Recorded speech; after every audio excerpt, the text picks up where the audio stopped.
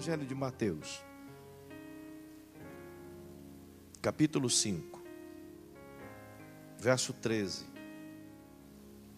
Vós sois o sal da terra, mas se o sal se tornar insípido, com que há de se salgar? Para nada mais serve, senão para ser lançado fora e pisado pelos homens. Vós sois a luz do mundo. Não se pode esconder uma cidade edificada sobre um monte. Nem se acende uma lâmpada e se coloca debaixo de uma vasilha, mas no candelabro, e ilumina todos os que estão na casa. Assim resplandeça a vossa luz diante dos homens, para que vejam as vossas boas obras e glorifiquem a vosso Pai que estás no céu. Amém. Queridos, eu fiz essa leitura esta noite justamente porque o que eu vou ensinar aqui é para representar de fato e verdade o que esse texto diz. O que vou lhe trazer aqui esta noite, embora pareça ser muito simples, pareça ser conhecido de todos aqueles que buscam viver o reino, mas são verdades simples, que algumas delas talvez você desconheça, e que uma vez crida, praticada, ela poderá mudar a sua vida por completo. Se eu e você crer no que eu vou ensinar aqui esta noite, ela é o princípio e é o caminho para nós nunca mais estarmos passando situações de quebradeira financeira. E se enfrentarmos algumas problemas ou algumas situações da vida, estas de maneira nenhuma vão nos sufocar, mediante aquilo que iremos aprender aqui. É por isso que o texto que li na fala de Jesus nos convida a sermos de fato a luz do mundo. E quando convida-nos a ser a luz do mundo, é pelo favor que Ele nos dá, da sua justiça, mas que possamos refletir em tudo aquilo que o reino representa. E o reino de Deus é uma conjuntura de bênçãos e bens para todos. Perceba que muitas pessoas acham que o reino de Deus é apenas a salvação no Cristo. Mas eu venho ensinando todos vocês ao longo dessas semanas e mostrando o que Jesus ensina sobre o reino, que é o estar completo e alcança todas as áreas da vida. O viver o reino de Deus é uma sequência de valores de Deus sobre nós, que não alcança apenas o espiritual, mas também o físico e o social. E portanto, quando Jesus nos convida a sermos luz do mundo, Ele não espera que o sejamos apenas na prática de vida, no que tange a vida moral, mas também no que tange a vida social. Sermos luz em tudo aquilo que fazemos, em tudo aquilo que somos, em tudo aquilo que praticamos. Ser luz significa estar iluminando outros e sendo, portanto, o foco de muita gente. Se somos luz, acabamos atraindo a atenção de todos aqueles que estão em trevas. E a ideia de Jesus é que sejamos como que de fato referências para milhares de pessoas. Dentro dessa perspectiva, devo lhes lembrar que na semana anterior nós falamos algo já relativo a isso, ou pelo menos iniciamos. Eu lhes mostrei as coisas que nos roubam a paz. E você deve se lembrar disso, senão os vídeos anteriores o fazem refrescar a memória. Eu disse no tocante a 3 coisas. No tocante às crises financeiras, vos mostrei a origem. No tocante a nossas provisões diárias e o favor de Deus, eu vos mostrei como funciona. Hoje eu quero falar sobre as provisões de Deus no tocante aos princípios de dar, ofertar e dizimar. É muito importante o que eu vou te ensinar aqui esta noite. Meu irmão, se você aprender como isso vai mudar seu conceito e a sua maneira de viver.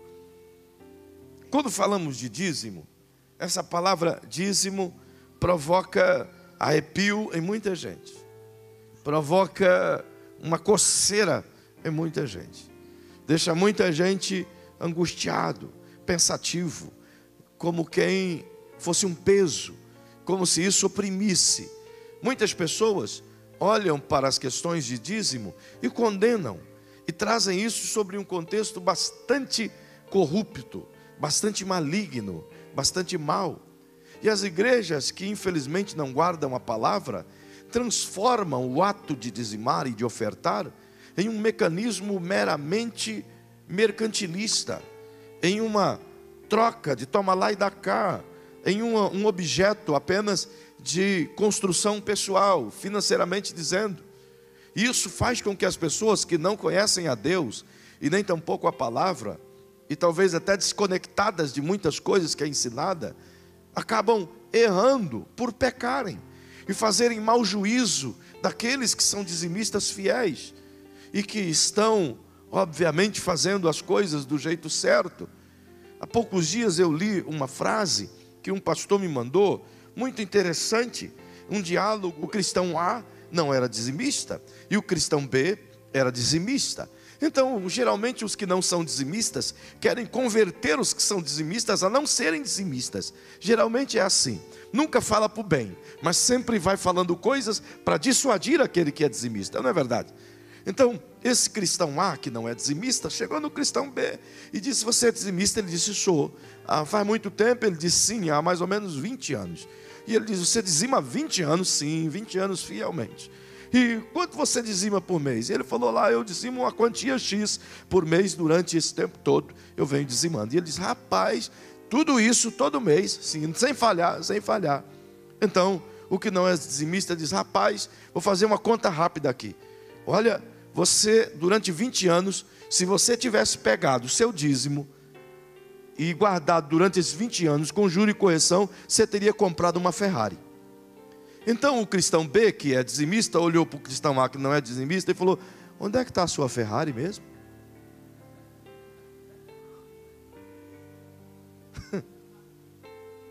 Compreende? E o cara falou: não tem. Ele falou: então deixa eu dizimar, porque você não é abençoado, eu sou. Então perceba que sempre tem pessoas que vai achar jeitinho de macular aquilo que é tão importante na vida. E o fazem, volto a dizer, não porque talvez são maus ou porque tem ódio disso. A maioria fazem por não conhecer, por não saber a palavra. Como disse Jesus, erram porque não conhecem a Escritura. Muitos crentes estão em situações ruins porque desconhecem a bondade de Deus. Vivem segundo o seu entendimento falho, fraco. O diabo os imergiu no mundo de ignorância e estão aprisionados como tal. Agora perceba que é interessante a gente vasculhar alguns textos bíblicos na perspectiva de tentar entender. E se você que gosta de anotar quiser, faça-o. E se não, vai gravando aí na sua mente. Vamos tentar entender o que é isso.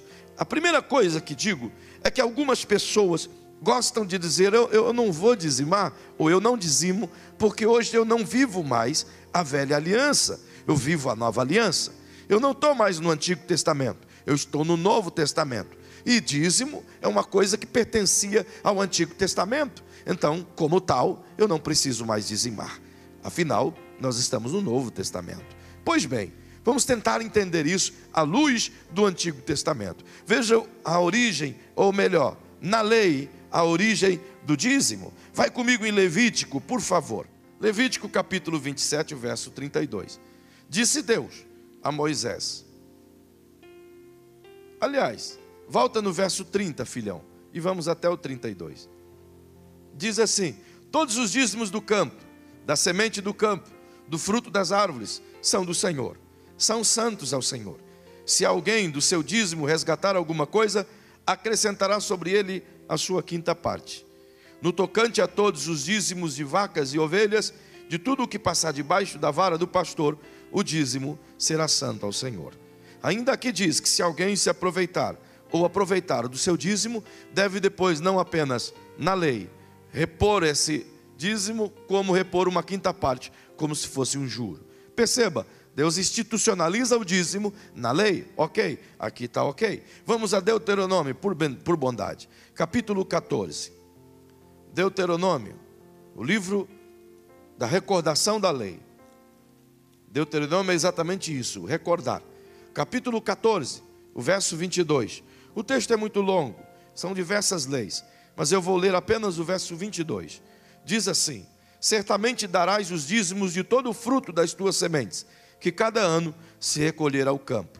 Vai até o verso 29, mas depois você lê em casa acerca do que eu estou dizendo. Deus agora traz exatamente do que tem que dizimar. Cada detalhe do dízimo na lei, Deus expõe aqui e faz as pessoas lembrarem. O que é costumeiramente utilizado como ícone da lei, em Malaquias, capítulo 3. Vem comigo, por bondade. Malaquias, capítulo 3, verso 6. É lei, tudo é lei. Tem muitas outras citações da lei, mas eu estou apenas citando as mais relevantes. Verso 6 de Malaquias 3. Eu, o Senhor, não mudo. Por isso vós, os filhos de Jacó, não sois consumidos. Desde os dias de vossos pais, vos desviastes dos meus estatutos, e não os guardastes. Tornai-vos para mim, e eu tornarei para vós, diz o Senhor dos exércitos. Mas vós dizeis, em que havemos de tornar? Roubará o homem a Deus? Todavia vós me roubais? E dizeis, em que te roubamos? Nos dízimos e nas ofertas alçadas? Com maldições sou amaldiçoados. Porque me roubais? Vós, a nação toda. Trazei todos os dízimos à casa do tesouro, para que haja mantimento na minha casa. E depois, fazei prova de mim, diz o Senhor dos exércitos, se eu não vos abrir as janelas do céu, e não derramar sobre vós uma bênção tal, que dela vos venha maior abastança. Repreenderei o devorador, para que não vos consuma o fruto da terra. A vossa vide no campo não serás estéril, diz o Senhor dos exércitos. Então, todas as nações vos chamarão de bem-aventurados, porque vós sereis uma terra deleitosa, diz o Senhor dos exércitos. Pega essa palavra e volta comigo lá em Deuteronômio, no capítulo 28. Sei que você conhece esse texto, de cor e salteado, e até já foi cantado ele aqui, de uma forma tão linda. Deuteronômio, capítulo 28. Veja que coisa maravilhosa. Se atentamente ouvires ou obedeceres a voz do Senhor teu Deus, tendo o cuidado de guardar todos os seus mandamentos que hoje se é ordenado, o Senhor teu Deus te exaltará sobre todas as nações da terra. Se ouvires a voz do Senhor teu Deus, todas estas bênçãos virão sobre ti e te seguirão. As bênçãos começam aqui. Bendito serás da cidade e bendito serás do campo. Bendito o fruto do teu ventre, o fruto da tua terra, o fruto dos teus animais, e a crias das suas vacas e das suas ovelhas. Bendito o teu cesto e a tua amassadeira. Bendito serás ao entrares e bendito serás ao saíres. O Senhor fará que sejam derrotados na sua presença os inimigos que se levantarem contra ti. Se por um caminho vierem contra ti, por 7 caminhos fugirão à tua vista. O Senhor mandará que a bênção esteja contigo nos celeiros e em todo o empreendimento da tua mão. O Senhor teu Deus te abençoará na terra que te dá. O Senhor te confirmará como seu povo santo, como te tem jurado, contanto que guardes os mandamentos do Senhor teu Deus e andes nos seus caminhos. Todos os povos da terra verão que és chamado pelo nome do Senhor e terão temor de ti. O Senhor te dará abundância de bens no fruto do teu ventre, no fruto dos teus animais, no fruto do teu solo, na terra que o Senhor Deus jurou a teus pais te dar. O Senhor te abrirá o seu bom tesouro, o céu, para dar a chuva à terra ao seu tempo e para abençoar toda a obra das tuas mãos. Emprestarás a muita gente, porém não tomarás emprestado. O Senhor te porá por cabeça e não por cauda. Estarás em cima e não embaixo, se obedeceres aos mandamentos do Senhor teu Deus que hoje se ordena para guardar. Não te desvies nem para a direita nem para a esquerda de nenhum dos mandamentos que hoje ordeno, seguindo outros deuses para os servires. Perceba, tudo isso que eu vos disse é Antigo Testamento. Então, de acordo com essa fala, não precisa dizimar. Afinal de contas, é Antigo Testamento. Concorda? Eu vos disse que estas bênçãos todas, a nós nos é dada hoje, não pelo fato de obedecer às ordenanças da lei, mas pelo fato de obedecer a Cristo, de andar na obediência do Cristo. Então, todas as bênçãos vêm por meio dele. Isso vocês já aprenderam lá atrás. Mas agora, entendendo a questão de dízimos e ofertas, dízimo é, portanto, uma questão da lei. É fato, está aqui. Deus institucionalizou o dízimo na lei. Então diga para quem está ao seu lado, dízimo é lei. Agora diga para o seu irmão, se dízimo é lei, nós devemos dizimar? É uma boa pergunta. E muita gente questiona justamente com essa pergunta. Então vamos entender isso. Venha comigo, por favor. A gente imagina que dízimo é uma instituição da lei. Não é assim? Não é isso? Você não acabou de afirmar? Então vamos estudar. Gênesis capítulo 14. Verso 18 ao 20. Antes de você ler comigo esse texto, pergunte para o seu irmão: Gênesis é antes ou depois da lei? Gênesis é antes. Ok. Abraão é antes ou depois da lei? Não entendi. Pois bem. Verso 18. Então Melquisedeque, rei de Salém, trouxe pão e vinho. Ele era sacerdote do Deus Altíssimo. Depois eu vou te falar um pouco sobre esse cara. E abençoou a Abrão, dizendo: Bendito seja Abrão pelo Deus Altíssimo, o Criador dos céus e da terra. Verso 20. E bendito seja o Deus Altíssimo, que entregou os teus inimigos nas tuas mãos. Então Abraão deu-lhe o dízimo de tudo. O que está acontecendo aqui? Ló foi capturado. E Abraão lutou e conseguiu trazer muitos bens. E enfrentou muitos reis, muitas guerras. E o fruto dessas guerras ele trouxe. E quando aparece esse Melquisedeque, que era conhecido como rei de Salém, um tipo de Cristo, e eu vou te mostrar por que ele é um tipo de Cristo, logo ali na diante. É uma figura que representa o Cristo no Antigo Testamento. Esse homem, Melquisedeque, era sacerdote do Deus Altíssimo, uma autoridade espiritual. Vem, portanto, Melquisedeque abençoou Abrão, deu a ele pão e deu a ele vinho, alegrou, portanto, aqueles que estavam na batalha. Agora perceba que Abraão, portanto, pega por sua vez e dá-lhe o dízimo de tudo. Quem que mandou Abraão dar o dízimo para Melquisedeque? Quem mandou? Em qual outra parte da Bíblia, de Gênesis 1 ao 14, você encontra a palavra dízimo? Você encontra a palavra oferta, mas você não encontra a palavra dízimo. Dízimo é, portanto, 10% de tudo. Dízimo. Abraão tem a ideia prática de pegar 10% de tudo aquilo que ele teve de despojo e deu isso a Melquisedeque como sacerdote do Deus Altíssimo. E este o abençoou, recebeu os dízimos e abençoou Abraão. Agora perceba como que Abraão teve essa ideia. Fica a minha mente perguntando: o que esse cara tinha que dar o dízimo? De onde ele tira isso? Pergunte aí para o irmão que está pertinho de você, chacoalhe ele. De onde o Abraão tirou essa ideia? De onde?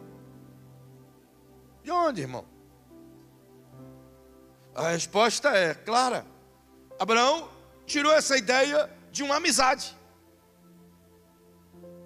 de um amigo. Um amigo falou para ele. Um amigo batendo papo com ele, falou dessa importância, desse detalhe, desse princípio, desse reconhecimento. Olha aí o que a Bíblia diz. Isaías, capítulo 41,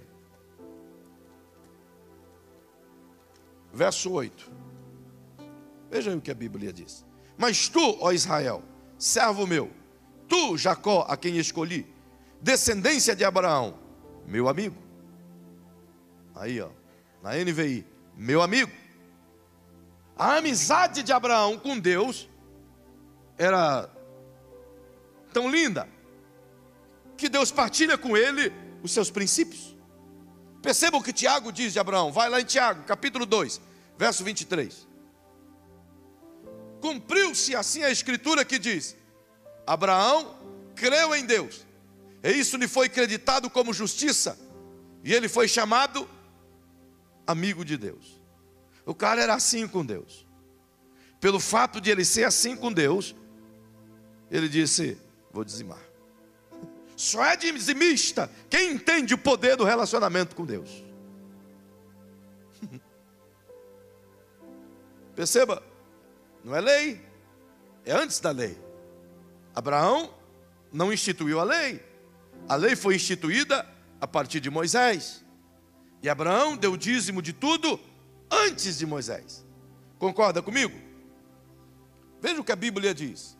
Portanto, se dizimar não é lei, foi instituído por Deus depois, pela dureza do coração de Israel. Se dizimar não é lei, e Abraão dizimou antes da lei, a Bíblia diz que Abraão é o pai da fé. Então vem comigo, por gentileza, vai lá em Gálatas, por bondade. Capítulo 3, versos 6 e 7. Assim como Abraão creu em Deus, e isso lhe foi imputado como justiça. Sabei, pois, que os da fé são filhos de Abraão. Os da fé, isto é, os que vivem pela fé, vivem como filhos de Abraão. E são filhos de Abraão por conta da fé. Assim, perceba. Olha o verso 11 e o verso 14. Verso 11 do mesmo texto. É evidente que pela lei ninguém será justificado diante de Deus, porque o justo viverá da fé. Até o 14. Ora, a lei não é da fé, mas o que fizer essas coisas por ela viverá. Cristo nos resgatou da maldição da lei, fazendo-se maldição por nós. Pois está escrito: maldito todo aquele que for pendurado no madeiro. Ele nos resgatou, olha bem esse versículo. Ele nos resgatou para que a bênção de Abraão chegasse aos gentios por Jesus Cristo, e para que pela fé nós recebêssemos a promessa do Espírito. Então o que está dizendo é que Abraão deu o dízimo pela fé. A amizade que ele tinha em Deus o levou a dizimar pela fé. Então dízimo não é objeto de lei, dízimo é objeto de relacionamento e fé. Se eu não tenho relacionamento com Deus e não tenho fé, logo não vou dizimar. Perceba algo interessante. Vou te mostrar algo muito lindo. Abraão dizimou. Ok. Ele fez tudo isso por relacionamento e por fé. Agora vem comigo aos Hebreus capítulo 7, a partir do verso 1. Este Melquisedeque, rei de Salém, sacerdote do Deus Altíssimo, que saiu ao encontro de Abraão, quando este regressava da matança dos reis, e o abençoou, para quem Abraão separou o dízimo de tudo. Primeiramente se interpreta rei de justiça, depois também rei de Salém, ou seja, rei de paz, sem pai, sem mãe, sem genealogia, não tendo princípio de dias, nem fim de vida, mas sendo perfeitamente semelhante ao Filho de Deus. Permanece sacerdote para sempre. Por que tem essa expressão aqui, só para você entender? É que havia a primeira ordem sacerdotal, ordem de Melquisedeque, um sacerdote que não foi ungido por outro homem para ser sacerdote, sacerdote que não tem origem e também não tem fim, um sacerdote que simplesmente apareceu na história, Melquisedeque. Ele não tem história de família, não tem quando nasceu, nem quando morreu, não se sabe nada sobre isso, nem quando terminou seus dias. Então ele é um tipo de Cristo, por isso ele é o primeiro sacerdote, é usado como a ordem de Melquisedeque, uma ordem sem começo, sem fim, portanto eterna. A segunda ordem sacerdotal vem a partir da lei, vem a partir do Êxodo 19, quando Deus estabelece o ofício sacerdotal, a partir da família de Arão. Portanto, este não é da família de Arão, este é Melquisedeque, tipo de Cristo. Por isso, ele é simbolizado aqui, é demonstrado como um tipo de Cristo. Então, um tipo de Cristo recebeu os dízimos de Abraão e o abençoou tudo. Agora, acompanhe comigo, por favor, a partir do verso 4. Considerai em quão grande era este, a quem até o patriarca Abraão deu o dízimo, tirado dos despojos. E os que dentre os filhos de Levi recebem o sacerdócio, têm ordem, segundo a lei, de tomar o dízimo do povo, isto é, de seus irmãos, ainda que estes tenham saído dos lombos de Abraão. O que esse versículo quer dizer? Quer dizer que o reconhecimento dado aqui pelo escritor aos Hebreus, a Melquisedeque como um grande homem de Deus, como um tipo de Cristo, é evidenciado pelo amigo de Deus, Abraão, que é grande e é reconhecido por Jesus como pai da fé. Este reconheceu Melquisedeque como maior do que ele, entende? Abraão reconhece Melquisedeque como maior do que ele mesmo, então julgou ele que Melquisedeque era digno de receber no lugar de Deus o seu dízimo. Olha o que ele está dizendo. Quando ele fala da ordem de Arão, ele está dizendo que a partir da lei, os filhos de Arão, os sacerdotes, a partir de Arão, irmão de Moisés, é que tem o dever de receber os dízimos dos israelitas, já na lei. Então ele está dizendo que Abraão fez algo maior do que a lei, pois deu dízimo a quem é maior do que a lei, Melquisedeque. Se não, perceba, verso 6. Mas aquele cuja genealogia não é contada entre eles, tomou dízimos de Abraão e abençoou o que tinha as promessas. Ora, sem contradição alguma, o menor é abençoado pelo maior. Aqui, certamente recebem dízimos homens que morrem. Está falando aqui da terra. Homens que morrem. Ali, isto é, ali onde? No eterno, onde não tem começo, onde não tem fim. Ali, onde é da ordem de Melquisedeque, no céu. Ali, no céu, porém, os recebe aquele de quem se testifica que vive. Está dizendo que aqui, quando damos o dízimo, são homens, líderes, que recebem o seu dízimo aqui. Mas quando você o faz diante deste líder de Deus aqui, você o faz, e quem o recebe no mundo espiritual é Deus. Você dizima aqui, mas quem recebe lá é Deus. Isso não é lei, esse é Novo Testamento. Você dizima aqui, Deus está recebendo lá. Perceba como isso é poderoso. Abraão deu dízimo porque era amigo de Deus, tinha um bom relacionamento. O amigo lhe ensinou o princípio fundamental do reconhecimento. E sabia ele que o fato de ele dizimar para alguém que representava Deus, Melquisedeque, faria com que Deus recebesse o seu dízimo. Uau! Agora acompanhe comigo. Verso 9. E por assim dizer, por meio de Abraão, até Levi, que recebe dízimos, pagou dízimos, porque ele estava ainda nos lombos de seu pai, quando Melquisedeque saiu ao encontro deste. Deixa eu explicar esse versículo. O autor está dizendo aqui, que o Abraão, quando viu o sacerdote Melquisedeque vindo ao encontro dele, separou no seu coração o dízimo, e disse: de tudo que eu ganhei aqui, vou tirar 10% e vou ministrar o meu dízimo a esse sacerdote. Quando Abraão planta isso no seu coração e dizima diante de Melquisedeque, o que o autor está dizendo é que Levi, que ainda não era nascido, Levi não é filho direto de Abraão, Levi é filho de Jacó.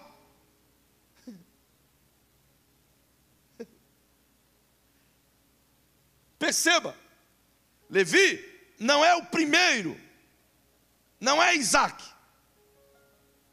Levi é filho de Jacó, que é filho de Isaac, que é filho de Abraão. E olha o que está dizendo: Levi, filho de Jacó, filho de Isaac, filho de Abraão, da sua tribo, 430 anos depois de que Abraão teve Isaac, Levi se tornou tribo sacerdotal, a serviço do reino de Deus. Levi se tornou homens instrumentalizados para servir o reino. Portanto, 430 anos depois, Levi passou ao ofício. Mas perceba o que está dizendo o autor: que Levi, que ainda não era nascido, ainda estava nos lombos de Abraão, isto é, dentro da promessa. Não havia sombra de existir. Mas ele agora, que um dia iria receber dízimo, é quem estava recebendo agora, e é quem estava pagando agora. Aquele que um dia ia estar diante de Israel recebendo os dízimos, estava dando dízimo nos lombos de seu pai. Se você não conseguiu capturar o que esse texto diz, eu vou simplificar para você e vou te mostrar a grandeza desse texto aqui. Perceba comigo. Quando eu entendo a importância de dizimar, segundo Abraão, logo, fé. Então eu percebo que dizimar tem implicações futuras. O meu dízimo de hoje tem implicação para o futuro. Perceba, Abraão deu dízimo a Melquisedeque. Em Abraão, Levi, que seria seu bisneto, e os seus tataranetos do futuro, é quem estava dando dízimo. Vou dizer de novo. Em Abraão, 5 gerações depois, estava dando dízimo a Melquisedeque. E 5 gerações depois, os que estavam dando dízimo, estariam recebendo o fruto do dízimo. O que é isso? Quando eu e você dizima hoje, eu estou semeando a prosperidade na vida dos meus filhos e dos meus netos que ainda não nasceram. A minha fidelidade enquanto que ser dizimista, eu posso até morrer e não ter realizado os meus sonhos, ter conquistado uma fazenda, uma casa. Eu posso até morrer e não ter feito uma grande herança para os meus filhos, mas o fato de eu ter sido fiel durante a minha vida de dizimista vai fazer com que os meus filhos e os meus netos recebam a colheita daquilo que eu semeei. Uau! Então, quando você dizima, você não está dizimando para você, você está dizimando para ele. Olha o sorriso dele, que lindo. O seu dízimo vai fazer com que o teu filho seja próspero. Mas e se o teu filho não prosperar? Não dizimar. Ele é que vai quebrar um ciclo para o filho dele. Mas até a 3ª, 4ª geração, segundo Levi, você vai estar abençoando. Até teu tataraneto vai comer daquilo que você dizimou. Se eu posso crer que Abraão é o pai da fé e eu sou filho dele, isto também é para mim. Então, dizimar é tão poderoso que eu estou olhando para o futuro. Diga para quem está ao seu lado: dízimo é uma aplicação no futuro. Sabe, se tem alguma coisa que é fundamental e poderosa, é essa aplicação. É aqui que Jesus disse que a traça e a ferrugem não corroem. É aqui. Você pode até ter conhecido e conhecer muita gente que é dizimista fiel, tem uma vida equilibrada, mas você diz: por que ele não enriqueceu? Por que ele não se tornou rico? É dizimista fiel. Ora, são vários fatores. Se ele não erra administrativamente e coloca tudo aquilo que Deus deu a ele no ralo, é um dos fatores. Outra coisa, às vezes, o talento que ele tem para administrar é só para um, não é para 2, nem é para 5. Deus dá segundo o talento de cada um. Ele nunca vai me dar coisas que eu não consiga administrar de maneira que glorifique o nome dele. E não obstante a isso, o fato de tal irmão ser fiel no dízimo e terminar a vida equilibrada, os seus filhos, de alguma maneira, pela fidelidade deste, vai colher o fruto amanhã. Enquanto este está dizimando, ele está semeando no futuro do filho. E ele ensinando o filho, o ciclo nunca vai ser quebrado. É por isso que os judeus são prósperos. Não é porque Deus é injusto e que tudo que é dos judeus está abençoado. Não, queridos. É o fato da obediência. Eu conheço judeu pobre. Conheço. Porque não vive a obediência. Agora, perceba que se eu quero prosperar nos meus filhos, que eles cresçam, que eles prosperem, eu devo fazer isso. O meu papel de pai é esse. Gênesis capítulo 18, verso 19, Deus diz a Abraão: Abraão, todas as promessas que eu dei para você, você deve preparar os seus filhos para que eles recebam essas promessas, porque você vai receber neles. Deus diz para Abraão: você vai caminhar até um ponto, e as promessas que eu fiz são os seus filhos que vão receber, e você vai estar realizado neles. Então, alguém pode dizer: mas pastor, mas está na lei, o dízimo é da lei. O senhor acabou de dizer que o dízimo veio antes da lei, mas também a lei diz que está lá. Nós acabamos de ler que está na lei, não é verdade? E agora? Está na lei, não está na lei, está na lei, não está na lei, é da lei, não é da lei, e daí? Eu vos disse que o dízimo está na lei, e está. Eu vos disse que ele é antes da lei, e é. E agora? Bagunçou tudo. Então abre comigo a tua Bíblia, por bondade. Evangelho de Mateus, capítulo 5, verso 17. Não penseis que vim destruir a lei ou os profetas. Não vim destruir, eu vim cumprir. Perceba que é Jesus que diz: eu vim cumprir.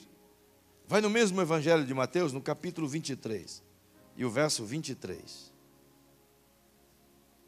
Ai de vós, escribas e fariseus, hipócritas, dais o dízimo da hortelã, do endro e do cominho, mas negligenciais o mais importante da lei, a justiça, a misericórdia e a fé. Devíeis, porém, fazer estas coisas sem omitir aquelas.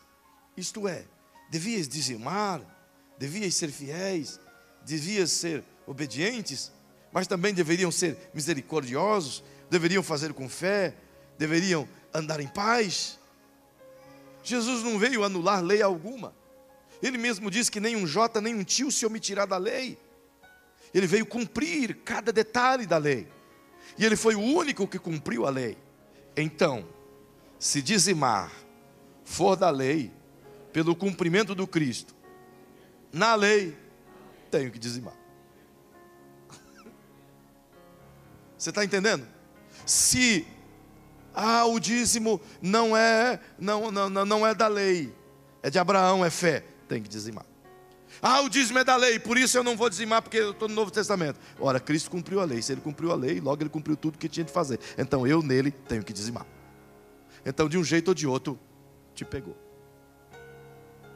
Não tem como escapar. E não sou eu que estou dizendo, é a palavra. Quer discordar, discorde da palavra. Quer viver negligenciando a si mesmo, negligencie a palavra. Perceba que eu tenho razões muito grandes para dizimar. Eu poderia citar muitas delas. Vou te dizer apenas uma, duas ou três. Mas eu queria que você enfatizasse no seu coração isso aqui. Repita comigo, por favor. Eu dizimo porque sou amigo de Deus. Então a primeira coisa é dizimar porque você preza o relacionamento. Porque você gosta de prezar esse relacionamento. Quando você vai na sua casa, alguém vai na sua casa, seu amigo, você quer servir pelo menos alguma coisa para ele? Um café, uma água, não é verdade? Você quer fazê-lo se sentir bem porque você preza o relacionamento. Você gosta de que esse relacionamento seja preservado. Da mesma sorte, entendeu Abraão que o relacionamento que ele tinha com Deus fez com que Deus partilhasse com ele os segredos de reconhecimento. E ele então o fez, ele dizimou.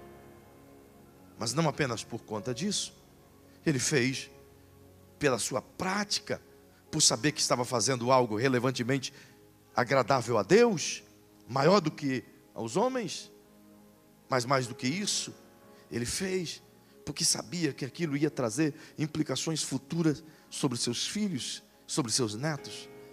Então, se você não quiser dizimar por você mesmo, dizime pelos seus filhos. Se não quer ser fiel por ti mesmo, seja pelos teus filhos, irmão. Talvez você nunca olhou dízimo sobre esse prisma.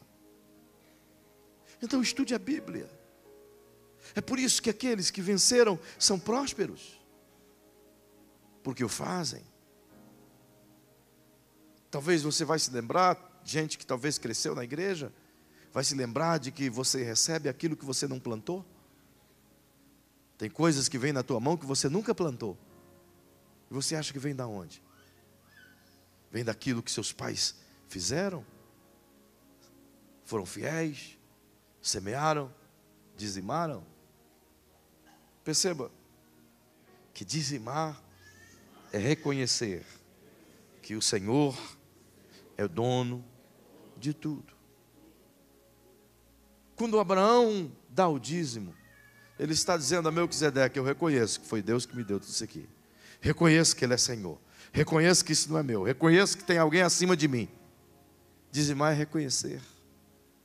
Nada mais do que reconhecimento. Perceba que dízimo é uma coisa ainda mais. Anote se você quiser. Dízimo, queridos, é a consciência cristã no reino. As pessoas não entendem ou não querem entender o que se aplica com o dízimo na igreja. É muito simples. As pessoas gostam de sentar em poltronas bem almofadadas, gostam de ar-condicionado, gostam de um som bastante equilibrado, gostam de um piso bonito onde reflete o brilho, gostam de um lugar cheiroso, gostam de um lugar limpinho. Vem cá, se a gente tirasse tudo isso, fizéssemos com uns bambus, uma barracona enorme com a lona preta, você chegasse para cultuar, não tivesse mais esse lugar e fosse esse barracãozão assim, você ia gostar? É interessante que as pessoas não conseguem compreender que o dízimo patrocina o seu próprio conforto. Elas dizimam para elas mesmas frutificarem. Elas dizimam para elas mesmas curtirem. E quer saber mais? A igreja primitiva recebia os dízimos e sabe o que eles faziam? Não construíam templos, não compravam poltronas, não colocavam conforto. Tudo o que eles faziam era enviar para abrir novas igrejas. E o que sobrava, distribuía entre os pobres. Mas vai fazer isso na nossa geração. Tu fica sozinho. Você vai pregar para você mesmo durante meses. Igual eu e minha esposa na primeira igreja que a gente foi. 8 meses pregando só para ela. Por quê? É tão difícil as pessoas compreenderem que aquilo que elas dizimam reverte para elas mesmas. É um contexto social. E ainda a gente faz com que a maior parte do dízimo dos irmãos sejam ministrados para abrir outras igrejas. Tem que fazer, sabe, das tripas coração para dar certo. Você tem que prover conforto e você tem que abrir a igreja. Você tem que prover tudo de bom e do melhor, mas você tem que pregar o evangelho. E é interessante que as pessoas só querem, mas não reconhecem. E o que é pior, quem não dizima é quem reclama. Estou mentindo? Essa gente não sabe o que está perdendo. Está perdendo de investir não apenas no reino, mas na sua própria casa. E acham que o 10% vai fazer grande coisa. O 10% não dá para ele pagar nada. Ah, pastor, dá para pagar a minha luz. Verdade, tu paga a tua luz, mas tu deixa de colher grandes coisas amanhã, irmão. É muito simples dizimar. É ato de fé, de amor. Não é obrigado. Você não deve nada para Deus. Se ficou, eu estou com, pastor, há pouco tempo atrás veio um irmão aqui e falou para mim assim: pastor, eu estou com 10 meses de dízimo atrasado, pastor. Não sei como vou financiar com Deus isso. Eu disse: irmão, você não deve nada para Deus, irmão. Dízimo é fé, irmão. Qual é o pastor que vai ensinar isso, irmão? Eu devia dizer: irmão, nós predata, nós faz parcelado. Devia fazer isso. Mas por que eu vou fazer isso? Por que eu vou ensinar para ele algo que não é? Por que eu vou olhar para ele como um cifrão? Eu quero que ele entenda que dizimar é amar, é relacionamento com Deus, é vida com Deus, é prática com Deus, é princípio com Deus, irmão. Você acha que Deus precisa ficar mendigando dinheiro? Tudo é dele, irmão. Além do mais, eu tenho ensinado aqui que no Antigo Testamento, na lei, era isso mesmo. Deus pedia 10%. 10% do semente, 10% do boi, 10% da ovelha, 10% de tudo. Só que no Novo, ele não pede 10% não, irmão. Acabou. Ele pede tudo. Diz: tudo é meu, você não tem nada. Eu vou te deixar você comer um pouco daquilo que é meu. Administra 90. Faz tudo dele. Eu deveria pegar o salário e entregar tudo. E dizer: está aqui, Senhor, agora manda a comida aí para mim. Mas ele não faz isso. Ele quer que isso aqui, entenda que tudo é dele.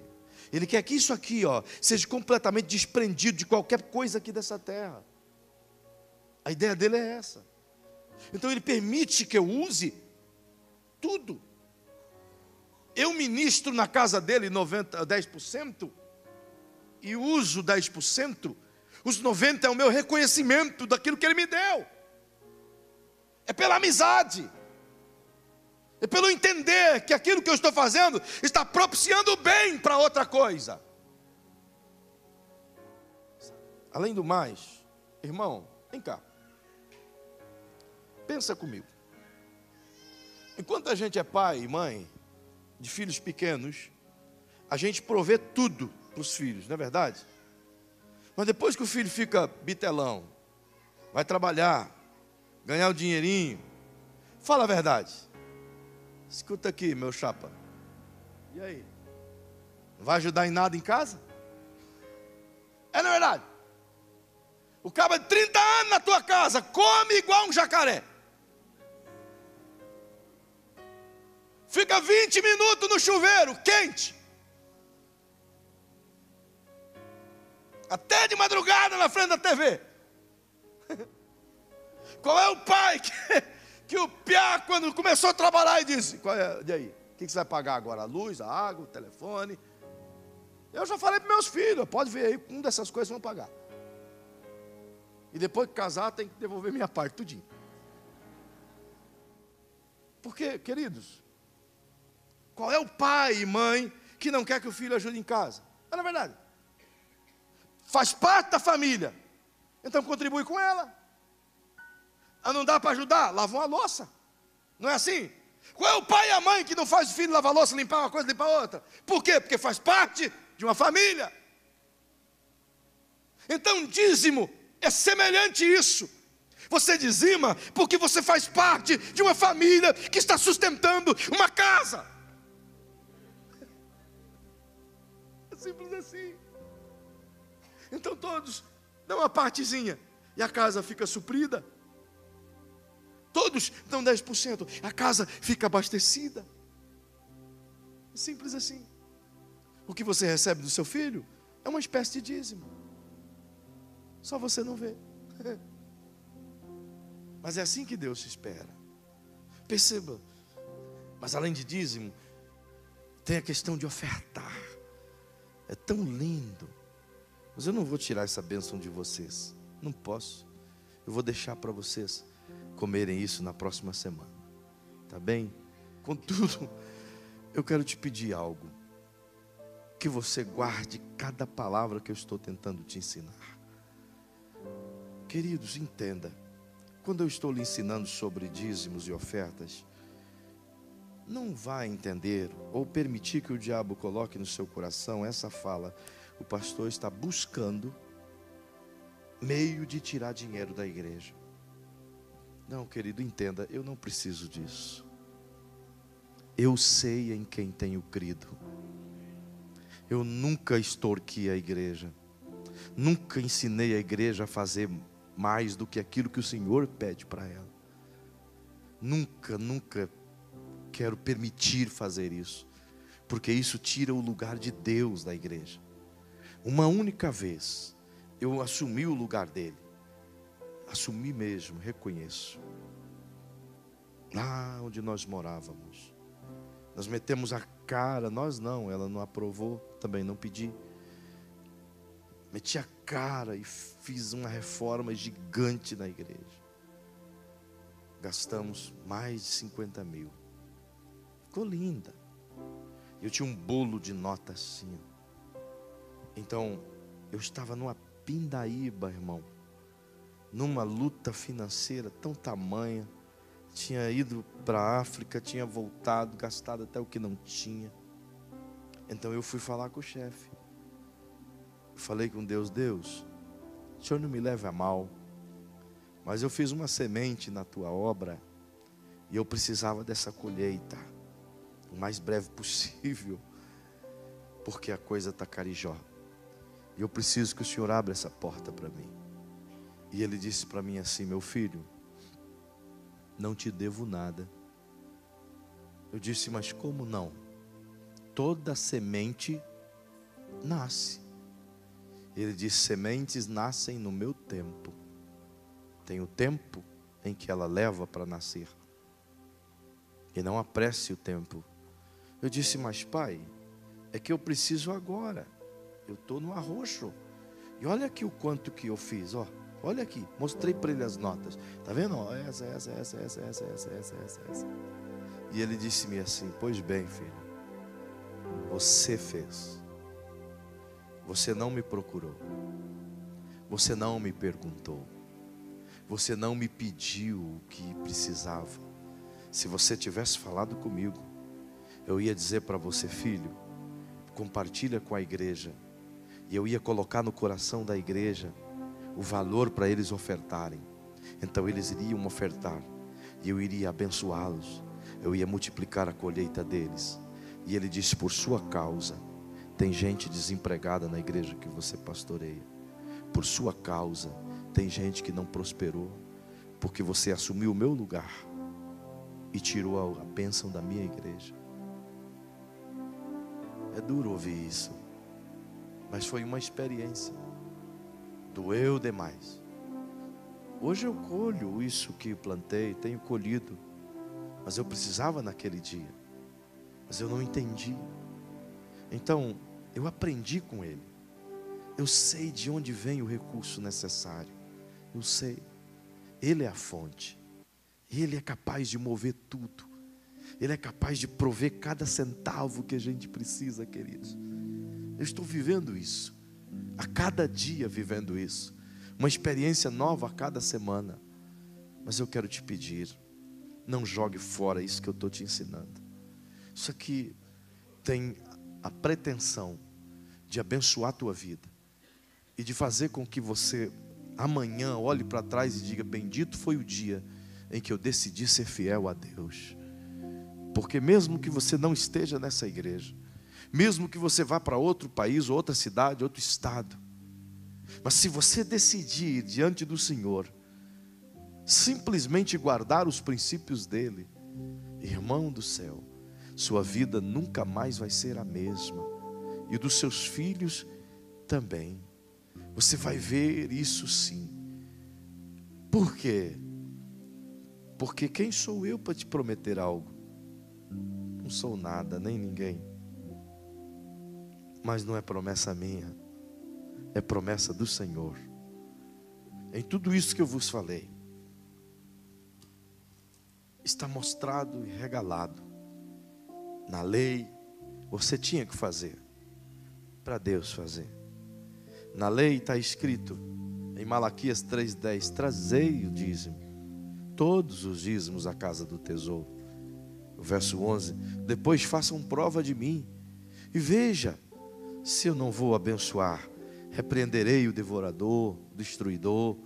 Ele diz isso, mas a proposta dele é, faça primeiro, traga primeiro. Mas no Novo Testamento é diferente. Jesus fez primeiro, para que você pudesse fazer depois. Jesus já te deu condições, então você vai fazer. Perceba que quando Melquisedeque veio até Abraão, Abraão foi até ele e ele veio até Abraão. Quando Melquisedeque chegou, ele serviu para Abraão e os seus homens pão e vinho. Só depois que Melquisedeque serviu a provisão para Abraão, Abraão dizimou. A graça já estava operando em Abraão. Primeiro Deus dá, depois você dizima. Primeiro Deus te prospera, depois você dizima. Primeiro Deus te supre, depois você oferta. É assim que funciona. Você nunca vai dar aquilo que você não tem. Você nunca vai dizimar daquilo que você não ganhou. Não é verdade? Nunca. Exceto quando Deus te pede um sacrifício. Mas isso é caso esporádico entre você e Ele. Por isso não jogue fora isso que você está aprendendo. Experimente, pratique. Pratique a sua fidelidade. Pratique. Se Deus te deu, meu irmão, não desperdice. Ensine isso, queridos, para os seus filhos. Ensine. Os meus filhos aprenderam isso há muito tempo. Eles não têm salário, mas volta e meia a avó dá uma gorjetinha aqui, outra acolá, e da gorjetinha deles. A minha filha é mais cuidadosa. Ela paga as coisinhas dela, mas ela dizima certinho. Ela pegou um dinheirinho, ela tira o dízimo em primeiro lugar. O meu piá, já acho que é coisa de homem mesmo. Ele é meio que assim, dá meio tudo, sabe? É missão, ele pega e dá tudo de uma vez. Filho, vai dando de pouco. Ele dá tudo de uma vez, aí fica o mês duro. É assim. Aí fica pedindo dinheiro. É assim, mas é uma bênção. Eles entenderam isso há muito tempo. E eles vivem da fé. Eu tenho uma família maravilhosa, queridos. Coisa mais rara do mundo é meus filhos chegar em mim e dizer: pai, preciso de roupa. Coisa mais rara do mundo. Não é verdade, meu bem? Coisa mais rara. Sabe? Eles entenderam que mais vale colocar no Senhor do que ter no bolso. Eles entenderam que tudo é dele. Ensine os seus filhos, ensine os seus amigos, ensine sua família. Você vai estar ensinando para o futuro, irmão. Você vai ver os seus filhos prosperarem de tal maneira, e você vai dizer: como pode eles crescerem tanto? Então uma resposta vai vir na tua mente: é a grandeza do reino de Deus sobre a vida deles. Eu quero orar com você esta noite, mas eu quero orar até para pedir perdão. Se você tem alguma coisa no Senhor que você sabe que deveria ter feito, que falhou, que atrasou, que não deu certo,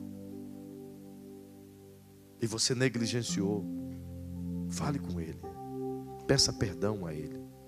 Diga: Senhor, eu queria ter feito, prometi, não fiz, administrei o teu dom, o teu talento de uma forma equivocada, mas não quero mais fazer assim, quero fazer direito.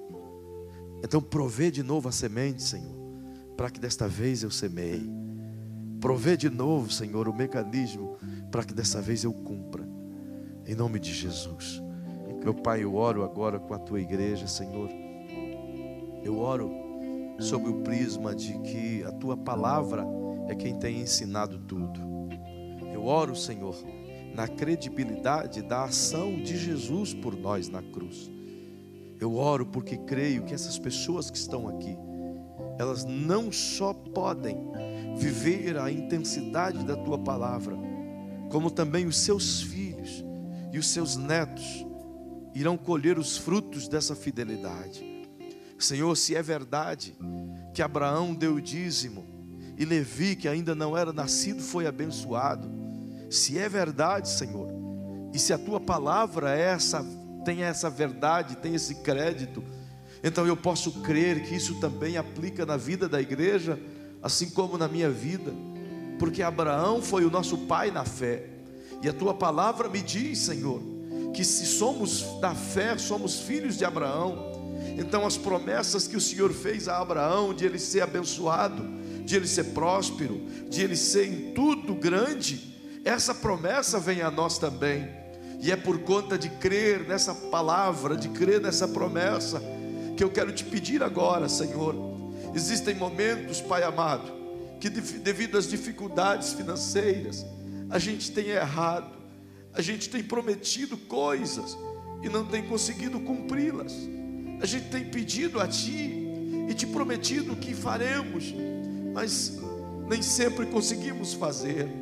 Então, Pai, nos perdoa o que falamos e não fizemos, e começa algo novo hoje, Senhor. O que ficou para trás, Senhor, apaga, perdoa as nossas promessas que não cumprimos, perdoa os nossos votos que não cumprimos. Tu és um Deus de misericórdia, mas nos ensina e nos ajuda a partir de hoje começar algo novo, começar um pacto de fidelidade, um pacto, Senhor, onde possamos estar aliançados como família. Ensina-nos, Senhor, a sermos dizimistas, não por obrigação, não porque a igreja determina ou que fulano determina, mas nos ensina a sermos dizimistas porque temos uma amizade contigo, porque temos um relacionamento contigo. Ensina-nos a viver o fruto desta semeadura. Ensina-nos, Senhor, a cumprir esse princípio abençoador, entendendo que esse dízimo, Senhor, embora seja depositado aqui nessa terra, mas ele é sem dúvida nenhuma recebido por Ti aí em cima, como um símbolo de reconhecimento. Então, meu Pai, eu te peço em nome de Jesus, que esse reconhecimento no qual iremos manter e estamos fazendo, seja revertido, Senhor, na vida dos seus filhos, na vida da tua igreja, na vida dos filhos que estão aqui, na vida daquele que até aqui, Senhor, não tem conseguido ser fiel nos seus dízimos, mas em o nome de Jesus, em o nome de Jesus, que ele consiga hoje fazer uma aliança contigo. Essa casa, essa empresa, esse negócio que até agora não tem dado certo, talvez, Senhor, por conta de ter administrado mal o talento que o Senhor deu, ensine essa pessoa a se agarrar contigo, a fazer com que o seu relacionamento proponha, Senhor, uma fidelidade. Venha o teu reino. Eu declaro que o que nada tem vai passar a ter, Senhor. Eu declaro que esse salário que para nada dá vai ser multiplicado e vai fazer grandes coisas com ele, Senhor.